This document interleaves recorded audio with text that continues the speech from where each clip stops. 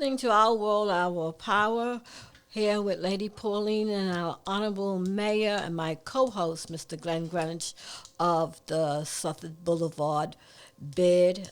Welcome. Well, And oh, it's nice to see you.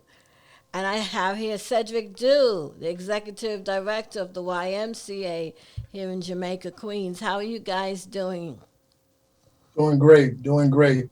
Keeping busy, trying to be sort of relevant to this crazy time we're in. Yeah, we're supposed to be having another young lady joining us. I really don't know what's happened to her, but I guess when she comes in, we can add her. But we can start talking. Since everything is closed down, I thought about you, Cedric, and I was wondering how the YMCA is doing and some of the things that you're offering because I know it can't be like how it used to be.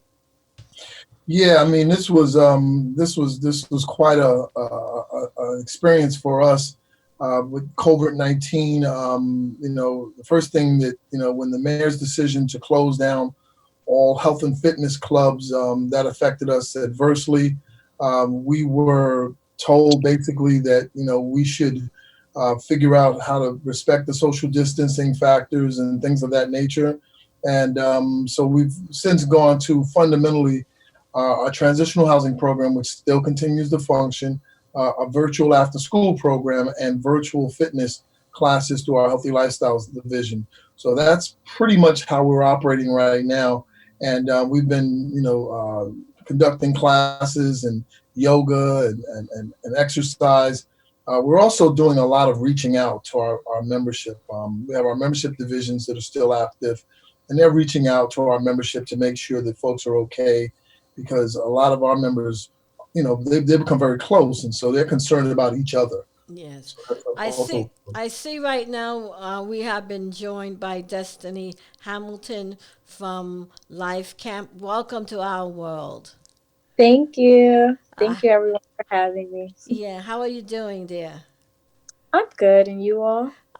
Bored, very bored, very bored. Yeah. Perfect. Destiny, give the audience a little bit of a background on what Life Camp is about, because I know you work with the youth and so does Cedric, so you do have some similarities. What is it that you do exactly at Life Camp? Yes, so Life Camp, we're an anti violence organization, and we're located in Jamaica, Queens. And what we do is we directly stop violence on a daily basis through our violence interrupters. And these are people who go out into the street every day and, they hang around the community, get to know people, make sure that they're keeping them out of trouble. If there's ever an instance where there's like a shooting that occurs or an instance of gun violence, they'll come and they'll try to interact with people on both sides of the gun, the shooter and the person shot, and make sure that their people don't retaliate, give them different programs to keep them out of trouble, and make sure that, you save their life and prevent them from going to jail. Another big aspect is the therapeutic wellness side. So, like for the parents that are involved, they can come to Life Camp, and, just let out all their problems, have like an informal therapy session. We also do a lot with staying healthy. Our therapeutic wellness team, they provide people with like smoothies and different things to keep them healthy. I have the opportunity of working very closely with the youth at Life Camp, and it's just really amazing to see people grow and change, and when you first meet someone, how they're interacting, and really to be able to be like a like a big sister or a big brother to these individuals. And we're all from the same place, so we can easily relate to the youth of the community in order to keep them out of trouble, because we know what they like and we know what excites them. Some of the things that we've done, we've had like a sip and paint for the youth, a vision board party. I tried to tie the census into it. So we had a census party, take them on different trips to museums, Six Flags, just different things to keep them out of trouble and enrich them and educate them about different things. Well, Cedric and Destiny, I would like to both ask you two questions. Now that the pool is shut down and the basketball courts and a lot of activities that is going to be going on, or I would say that usually go on during the summer in the park with the different programs. The movie theater night and stuff Yeah. like that. What have both of you implemented to keep the youth engaged so that I didn't get in trouble? Whoever wants to start first. Well, well, Destiny, go ahead. You take it. Okay. So we've also been doing Zooms, a lot of Zooms. Sometimes it can become tiring, but that's why we try to make it fun for them. So like we'll have like a mind, body, and fitness aspect where we get them exercising, doing some yoga and things of that nature. And then we'll have like a creative development section of the Zoom where they just do different activities, to kind of get their brain going. We My group that I work with, we literally just ask them like, what do you want to talk about? So sometimes they've told us relationships, they want to learn about cars and automobiles. Some of them even want to learn about stocks because they see like right now is a good time to invest. So they are required to be on the Zooms with us like 5 days out of the week, but we always try to make it fun and interactive for them. Let me ask you a question. So, are the youth are do you have the youth that you get? You are they with you for a prescribed period of time? Is that a kind of like a contract or an Yeah. agreement that they have with you guys? Tell us a little bit more about some of the requirements to be part of the program. Yeah. So we have two different groups of youth.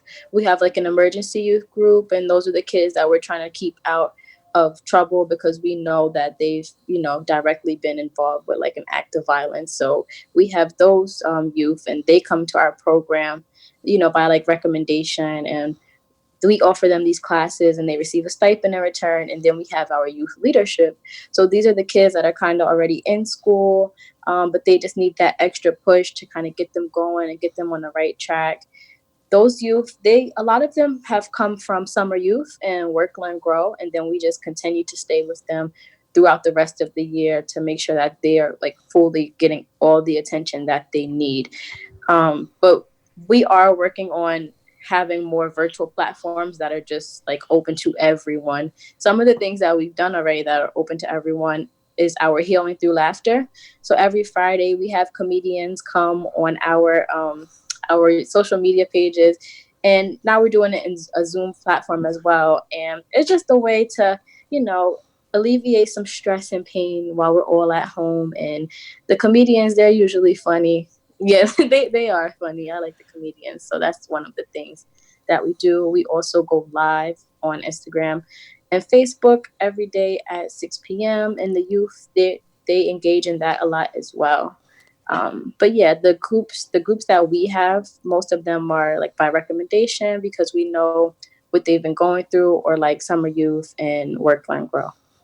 And So, what are the age groups of your participants? So I would say it varies from 14, about 14 to mid 20s. Okay, great. Thank okay. you.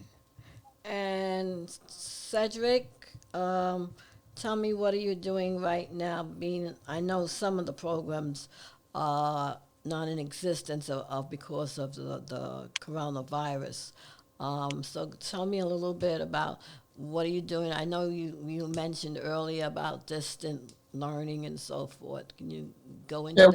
we're doing our virtual learning programs.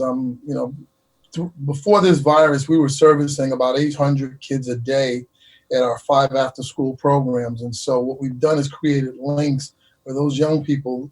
And one of the challenges, and I'd be remiss if I didn't mention, is one of the challenges is technology and the proper technology for our young people to be able to take advantage of some of these Zoom systems or whatever.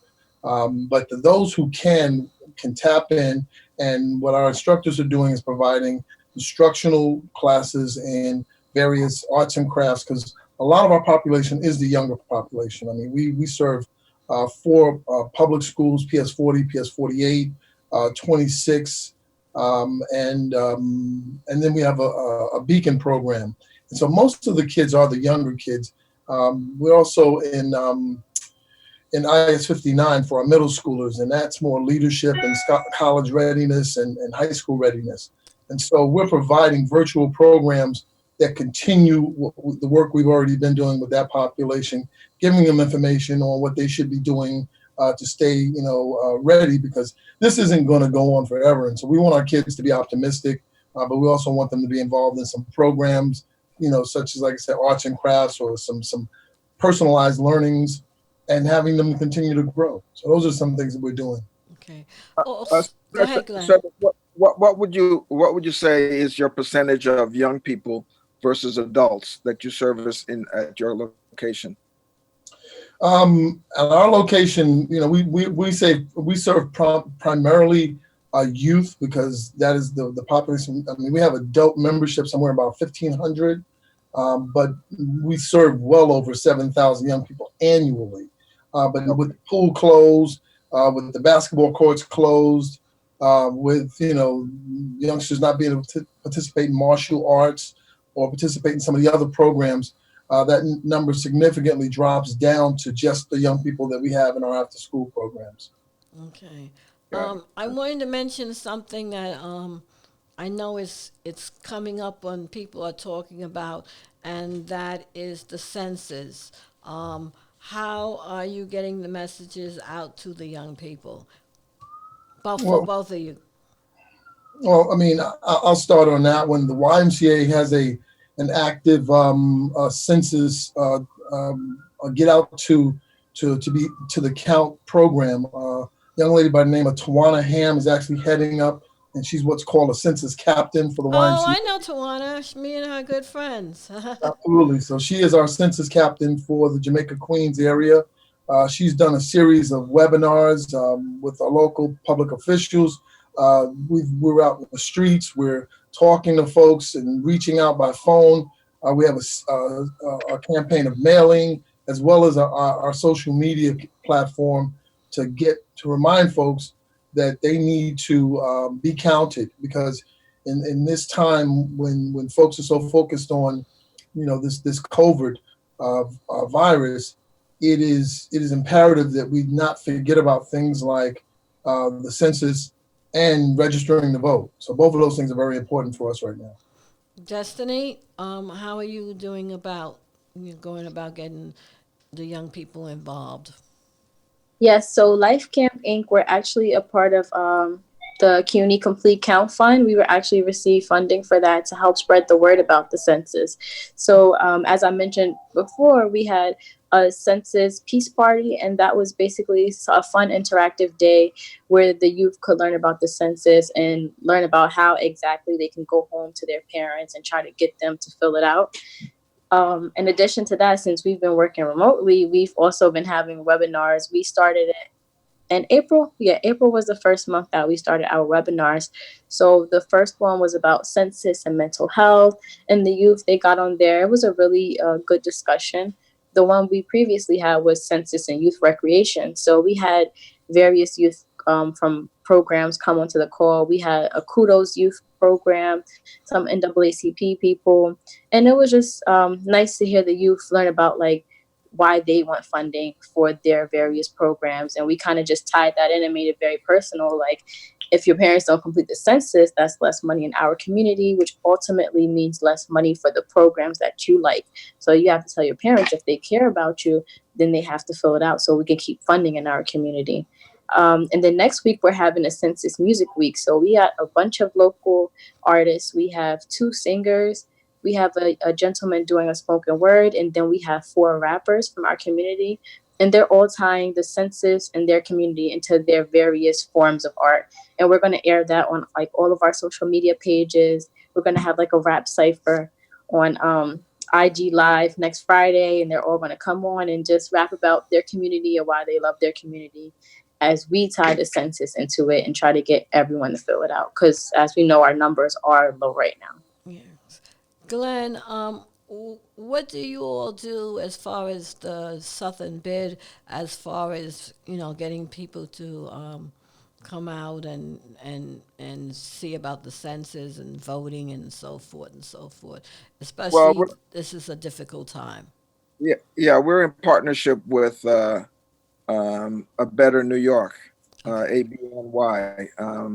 Most of you know Melva Miller, who is the deputy borough president. She's moved over, and she's one of the main coordinators for that particular activity. So we have bags that we've been giving out,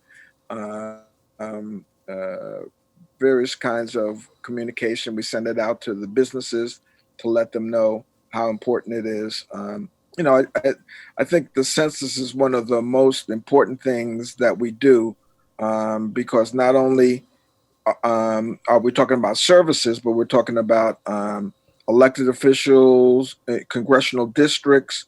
We're talking about hospitals. We're talking about infrastructure. We're talking about uh, funding for various programs, food stamps, et cetera, et cetera. So you name it, you talk about all of the different federally funded programs, and quite historically, each census we're undercounted, and so the next census we're undercounted, and so it continues every 10 years that we get undercounted, and so our areas are getting smaller and smaller in terms of the services, even though we have more people. You know, I think one of the issues that we have specifically here in Southeast Queens is that we've got a lot of undocumented folks that are here working, both the Caribbean, Bangladesh. We've got quite a few different communities that end up being undercounted. And last count, we were at 49% counted. So of course that means we're below, certainly below 50%. And to date, I was on a Zoom meeting with Melva Miller. Was it Friday, Thursday or Friday? I think it was Friday actually. And what we talked about was that Queens in itself is at 36.7%, whereas the rest of the country right now, in terms of how sections of the country are doing, are averaging around 50%. So we're even behind in terms of where we should be, even though it did get extended. So that's one of the things that did occur because of the virus, the COVID-19. Where I'm not sure exactly how many weeks it was, but it was extended. I want to say about 6 weeks or so, 6 or 8 weeks. So we've got more time, but I think I think the most critical piece is getting people online, because they're doing more. This is the first time it's been online, and the idea is to make it simpler. But we've got historically, we've got a lot of old internet savvy, and so how do we get them on board to actually fill it out, or have somebody help them fill it out, or have them go to the Y or the library or places like that where they can get access, and somebody can kind of, Guide them. yeah. So it really is important piece that we've got to put in place, because we've got to do better with the numbers. It's just ridiculous. It's unacceptable. Yeah, I was going to say that I think that one of our other challenges is the diversity of our borough, because we can reach, any one group, but there's so many different groups in Queens, and trying to develop a message that's universal to all those groups has really been one of the great challenges. And so I think that what we've tried to do, both with the Y, and I know Melva's doing the same thing, is trying to get the message out in as many languages as possible, because I think the Yes. more languages and the more ways we deliver the message, because for each community, and I think we've seen this with a lot of coalitions that are formed in our community, everybody has their own agenda. So just because you're talking about schools in one community, in another community, you may be talking about infrastructure. In another community, you may be talking about businesses. Right. So each part of Queens has sort of a different agenda, and the message really has to be different for each group. And I think that's been one of the great challenges. Okay, Absolutely. that sounds good. Now I want to address something, Destiny. I know you said that you have the youth that is out in the street, and I see the bus, and I know you very much have your hands on, but we still have a great deal of crime that's going on Southern Boulevard. I know because I happen, unfortunately, I do live on Southern Boulevard. I'm in Baisley Gardens, and I have a Mm. front row seat Yeah. to the different things that's going on in the community. Um, so, what other things are you going to do to address that? Because So it's very heavily populated with drugs and just even prostitution and everything that's going on. definitely. We all have to have the Citizen app on our phone. So daily we see the various things that still happen to go on, even in midst of the COVID-19. So we do have our RV. The person who was in charge of driving it for the past few weeks, she's been going around the community and just giving out masks and gloves to various people to try to make sure even if you are outside, you're safe. But in addition to that, Life Camp Inc., we're getting hazmat suits. That way we can actually go back out and actually be in the community and try to get people, to get off the streets, as you said. It's just been kind of difficult to do now because, a lot of people are scared of contracting it.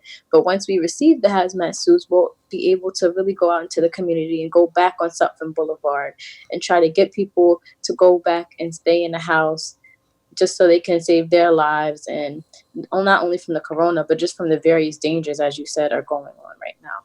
Okay. Cedric, do you have a program like that wherein you can give out the mask and the gloves? Has the city funded you or anything like that? Well, we have been, and one of the things, just staying to your question, your initial question, one of the things we have done is we've really put some very stringent procedures in place for our resident population. Because as you know, we Right. house 269 residents at the Jamaica YMCA, and so one of the things we told all our residents, and we did it in advisory. We make announcements through our fire safety director, and one of the things is loitering on the street is not. We'll consider that a violation of our policies. And so folks know that if you're going out, you're going out to get groceries. If you're going out, you're going out to with purpose. You're not going out to hang out on the streets. I think that has sort of really been, I think, effective with our membership, understanding that we're giving you a great place to stay during this crisis. So take advantage of it. The other part of your question is it has to do with masks. We actually have worked with all of our agencies, and I think that's also part of the solution, is making sure that agencies are accountable for the populations they put in our communities. We work very closely with Samaritan Village and ACQC, and one of the things we do is try to find continuity across our programs, and so all of our residents entering any of our facilities are wearing a mask because we supply them, and once a week we actually supply them with a new mask so that they're not wearing the same mask. And we're also encouraging them to follow, a very safe and healthy hygiene based upon the CDC. So washing your hands constantly. We have hand sanitizers supplied both on entrance and exit of our buildings. The other thing we're doing is we open our doors. So as the weather gets nicer, we don't need doors closed so the same people are touching the same doors. We open all the doors so you walk in, you walk out, and having more of an open door policy when possible creates an environment where people aren't touching the same surfaces. So we've tried to do several different what we call preventive measures, and I think we've seen some real success in that because we've only had in Jamaica, we were 269 residents. We only had 3 cases of COVID in the Jamaica YMCA thus far amongst a population of 269. I think That's throughout not the that's city. good. Yeah, so we've only had 9 cases throughout the city because I manage 750 beds. And so in our YMCA so far, of the ones that we've been able to actually determine have COVID, it's only been 9 cases. So that's also says that we're doing something right. That's great. We're going to pay some bills right now, and I've got a couple other questions.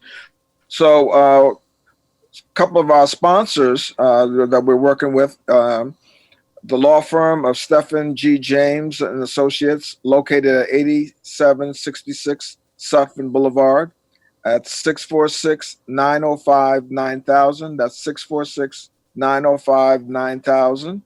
We're also working in partnership with Chocolate Loft. They were on last week. They're located at 113-10 Sutphin Boulevard. Their number is 347-804-1030. And they're available for renting their space. It's a lovely location, and they're doing some renovation while everyone is on lockdown. So they're fixing it up and looking to be one of the premier party locations.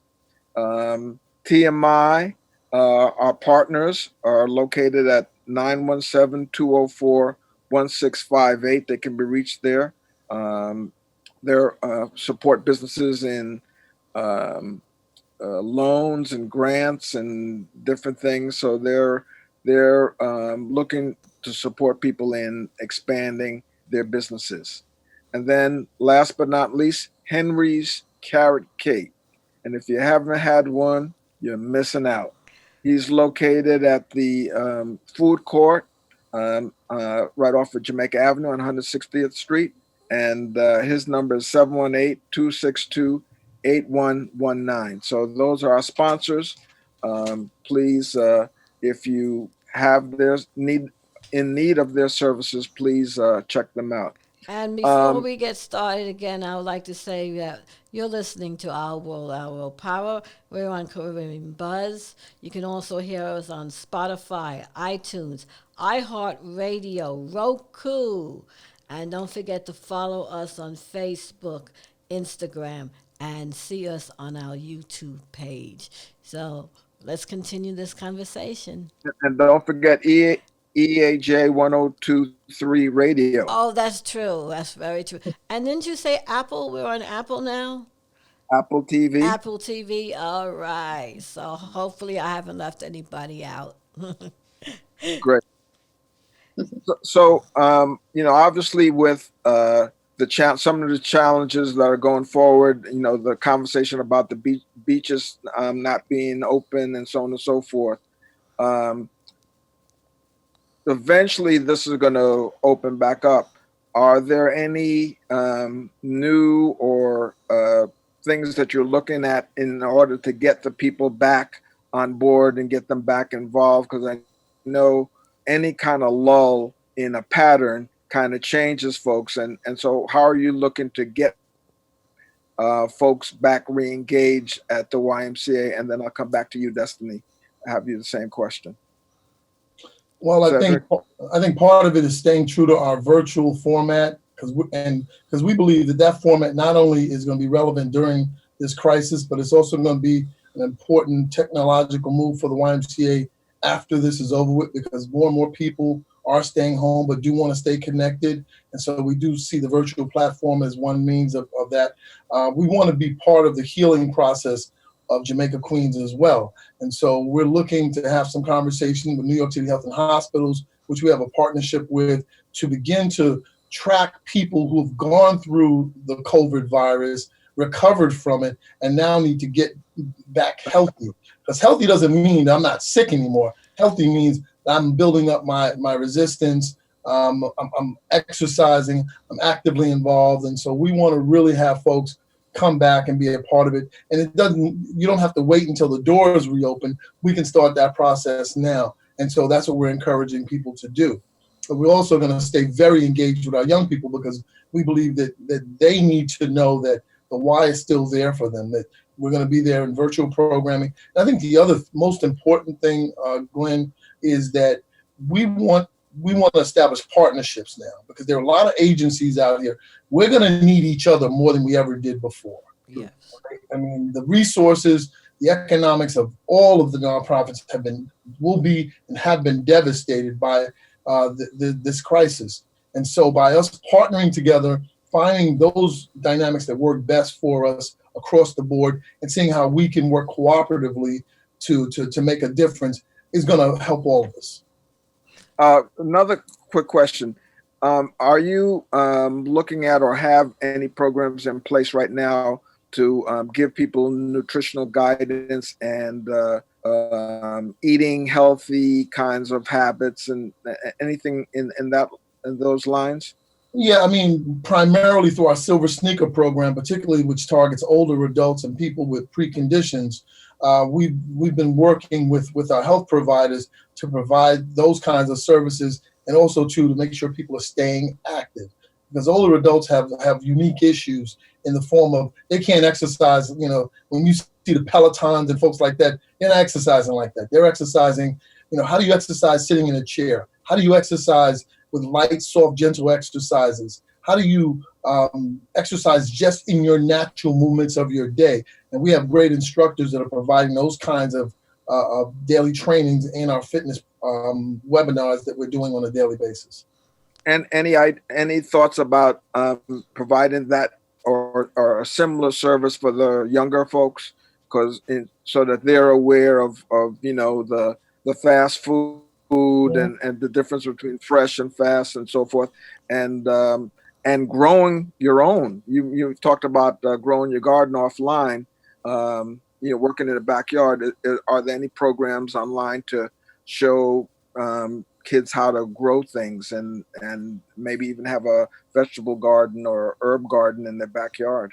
I mean, it's definitely something to think about. I know we do have a culinary program at IS 59 that has been very popular, and young people learn how to cook healthy meals and there, as well as we do that as part of our natural curriculum at all our Y after school programs. So it is there as part of the curriculum. It is not the main meat of the potatoes, but it is. But it's part of staying constantly moving, eating right, exercising, having good spirit, leadership development. All those programs are all part of our Y after school program. So it's definitely a part of it. Great, thank you. Mm-hmm. Destiny, what are you guys looking to do to as we come out or we get back to work or get back to the new normal? What are you guys looking at in terms of programming? So I know leadership, I know that they have been in discussion about what that would look like. However, they have not related back to us yet. But I do know that when we discuss like transitioning back to the new normal, we still want to make sure that people still continue to have the proper protective wear and are still practicing the same safety precautions and things of that nature. In addition to that, we really want to focus a lot on mental health, because being cooped up in the house for so many months, we understand that like a lot of psychological issues could happen. We know that domestic violence is a real thing, and Right. just a lot of things. So we want to definitely interact with the community, see how they're doing, see where their head is at, offer them any type of therapeutic services we can. I'm thinking that they may still continue the one-on-ones, whether it's via Zoom or social distancing still, but in person. But I know focusing on mental health is a really big one, because, and in our community, it's a real thing. And a lot of people, they suffer from it, but they don't really want to come out front and say that they are. But being in the house for so long, every day, even when we do our check-ins for my job, and, we have to say how we are on a scale of 1 through 10. And a lot of people, they're like, yeah, I'm at a 10, but I'm just so tired of being in the house. It's driving me crazy. I need to go outside. Even me, I'm like, I need to go outside. Like, I do not like being in the house, but it's a real thing. So we want to definitely make sure that we are addressing that. Now, I want to also piggyback on the fact about when you're cooped up in the house and you're dealing with domestic violence issues. I mean, one of the things that people do on a regular basis is to go to work, leave the house, even if they have to sit down in Starbucks, just to get away from the person or persons that they have conflicts with. And now we are at a state wherein you're saying stay in. So you're staying in with the person or persons that are Mhm. victimizing you. Have you gotten any phone calls on how to deal with those issues?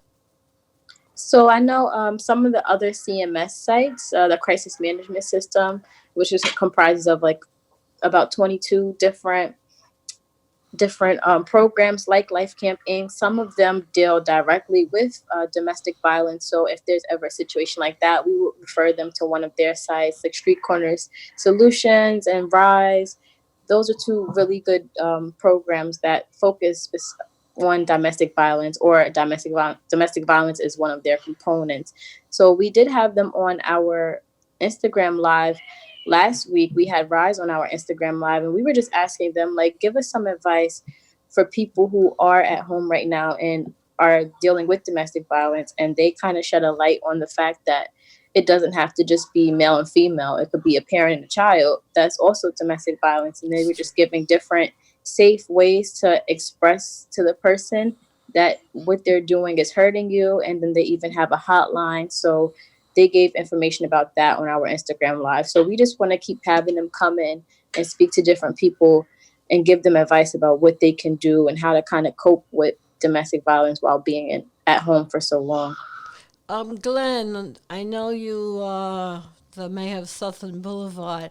I wanted to ask you, have you come in contact with those issues? Because I know you're out in the street, you talk to the community. What do you see and what do you feel that's going on about mental health issues?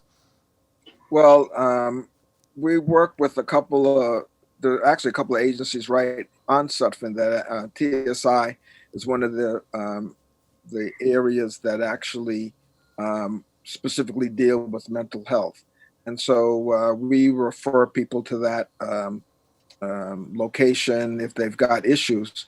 The truth about it is that it's really both mental health and domestic violence are very personal issues.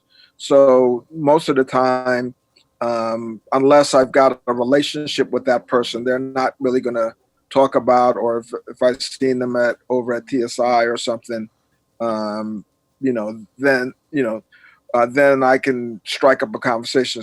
But usually, that's not a conversation that people share, um, that I've seen on the street.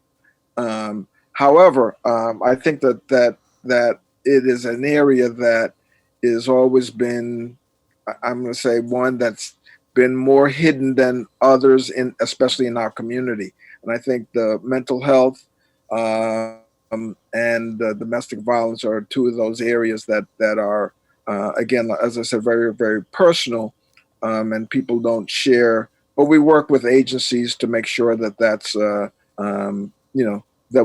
we know what they do. We let we I send it out to my businesses so the businesses know that if they've got an issue with someone coming in, they could at least maybe get some help long term rather than just calling the cops all the time. And that's they're also having their own kind of training to see what they can do better in terms of dealing with mental health, because they've had some extreme cases in the news that haven't gone that well for them. And of course, it was just somebody acting out. But of course, as a law enforcement, you don't know that they're acting out. So you're thinking that you're interacting with someone who's on a level playing field, and they may not necessarily be. So it's a tough area. I think it's an area that we as a community have to really take on. It used to be something in the closet, and I think now people are much more aware of it and are interested in doing something about it, and providing services for those situations.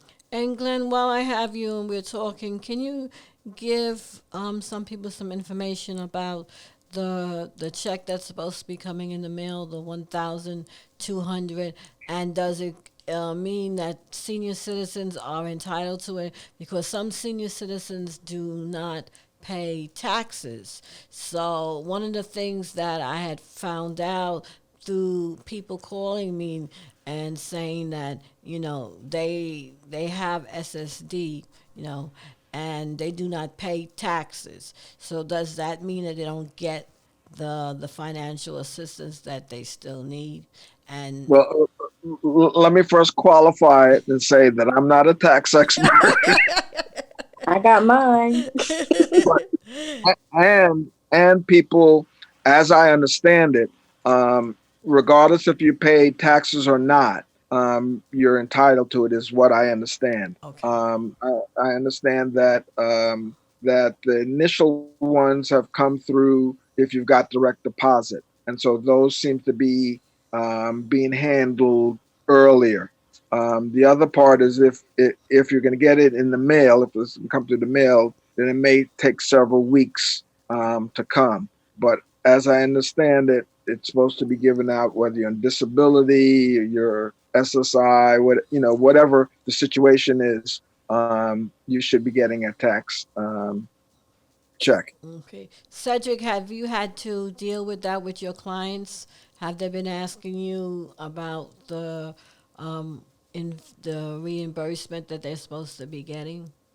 No, but what I try to do is make sure that our staff, particularly the young adults that I work with, understand that if they have outstanding student loans, if they and that are in collection, if they owe banks money and are overdrawn and overdraft, that those checks may be intercepted by those entities. So that money is not guaranteed if you have financial challenges that have put you in certain circumstances. And I think that's the thing that they're not really saying enough out loud. Oh, I That didn't even know that. You know yeah, that's a good Yeah. that's yeah. information that people really to be aware of, because that creates anxiety that you're constantly checking your bank account to see if the money's in or did it come in the mail. And if you do owe these type of bills, you may not receive what you think you're going to receive. Well, you're receiving it, but it's then going and being rerouted because remember the banks are ultimately the intermediary to you getting those funds. And so if that money gets wired to your bank account and you're overdrawn on your draft, they're going to confiscate that money, and so what the difference is what you might get or none at all. Okay. The other thing is if you are, like I say, in collections and you have levies and things like that, that money can also be intercepted under those circumstances. And so what I try to make sure that folks are clear about, and I've had to have more of this conversation with my own grandkids and like I said, younger staff that I have, is just making sure that your economics are in order so that you can benefit from that. Because this is not the time to be in an economically disadvantaged position. You need to be smart. You need to, you spend your money wisely. You need to stockpile financially because we don't know how long this is going to last, and we also don't know the impact of New York City in terms of unemployment and how this is going to affect folks. People are happy to hear that even on the unemployment situation that you're getting the percentage of unemployment plus an additional $600 to that. So that sounds really good, but 13 weeks can go really, really quickly. So people need to be conscious of that and really be very prudent in how they manage those finances. That's very true. And also for college students, a lot of college students, they let their parents claim them on their taxes, so they can get more financial aid.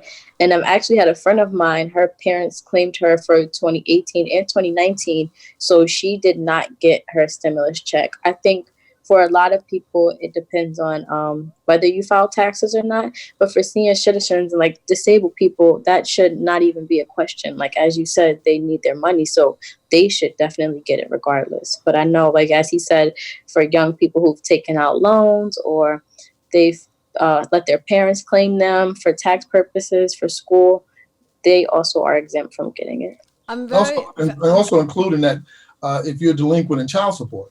Right. Uh, Yes, I do. Yeah. Yeah. Well, see, these are topics that need to be brought up because are not being mentioned in mainstream television. and people can get very upset. you, Yes. so I thank you both for that information. It's very, very helpful to everybody and for the community. Glenn, how can, is there anything that you would like to ask or mention about what's going on in? Well, I was just going to do like a quick poll. I wanted to find out if, uh, well, this is to both of you, have you been hearing of businesses applying for the business assistance grants and loans that are floating around? What's your sense of how our community is doing around that? Have you heard any feedback? I I've heard about that, about the loans that they're giving out for like small businesses and things of that nature, but as of yet, I haven't really heard of any, black owned small businesses actually getting that and or even applying for it. I don't know if as many people are aware of it as they should be, because a lot of people, their companies are closing or they're going into debt and things of that nature, when, as you said, there are resources out there. So I think that we should definitely work to spread the word about that, just as we spread the word about the census or anything else, because economics are like very important. At this time? Yeah. What about Hmm. you, Cedric? We haven't heard much about that because that's not really within Yeah. my population.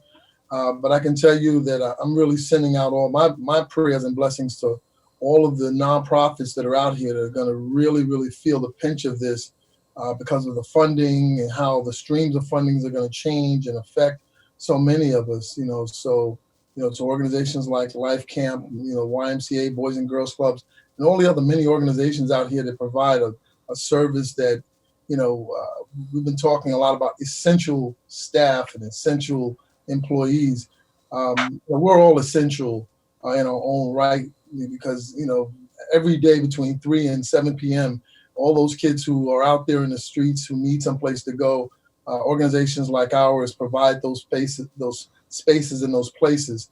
And I think it's really important that in the mayor's plan and the governor's plan and then all the other plans that we not be forgotten in terms of the great work that we're providing.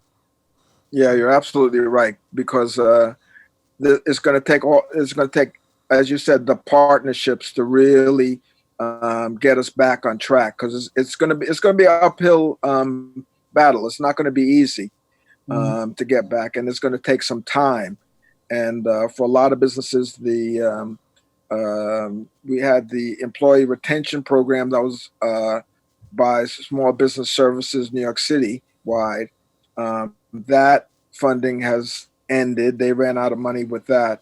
Also, the federal SBA program, the PPP, Paycheck Protection Program, and the EIDL, which is the Emergency Disaster Loan, um, is also run out of money. So they're already run out of the first attempt to support the small businesses. I don't believe that enough small businesses um, have entered the conversation and put in the application because you do have to have your records up to date and so forth, and business relationships with the banks. We've got a COVID-19 relief assistance programs at our website, www.sutphenboulevardbid.org, and go in and look for COVID-19 assistance. And so we've got a listing of programs that are still available. There's some are being offered by some of the CDFIs, and there are some other private entities. I just saw something the other day. U.S. Chamber of Commerce Foundation has got a loan fund available. So, Could um, you repeat the website? sure, the website is www.sutphen, Hmm. BLVDBID.org. So that's Sutphen Boulevard Okay. bid.org. And we've got some information on our website to support businesses who are in need of funding. And it's a very important piece, as you both said. the economics of what's going on now is important. I think that's also part of the reason why we're being affected by the COVID-19 more so than other communities. We've had some consistent health issues. We also are in public, uh, are employed in public places, so we're dealing with not necessarily always in healthcare, but we're driving the buses and the trains and so forth, where people are using the transportation, and so we're on the front line in those kinds of positions, and so it's very important that we understand and know and work on this economics. Yes. Well, we're running out of time. I just would like to say, Cedric, tell people how they can reach you if necessary with the Sure. Y. You can always go to our website at ymcanyc.org/Jamaica. And you can reach us. There's always someone at our desk from 9 to 5, and you can reach us at 212-912-2200. And Destiny, how can people reach you if they need to? So if you need to reach me, you can first visit Life Camp Inc.'s website, which is piecesoflifestyle.com. For our census information, it's piecesoflifestyle.com/census. And for email, mine is Destiny, Destiny, at Pieces a Lifestyle. You can also look for that big orange RV because it's going to be around the community a lot more once we get those hazmat suits. Yes. Thank you both for coming on our Power podcast. I appreciate you taking the time to speak with us. Glenn, could you mention again how if anybody needs to reach you, they can again? It's You can reach me at 718-291-2110, and the website is www.suxman Boulevard BLVDBID.org. And if you need to reach Lady Pauline, you can reach me at 646-340-7271. And thank you all. Stay safe, stay healthy, keep washing those hands, and I'll see you all next week. Thank you for having me. Yes. Thank you as You're well. Thank welcome. you all.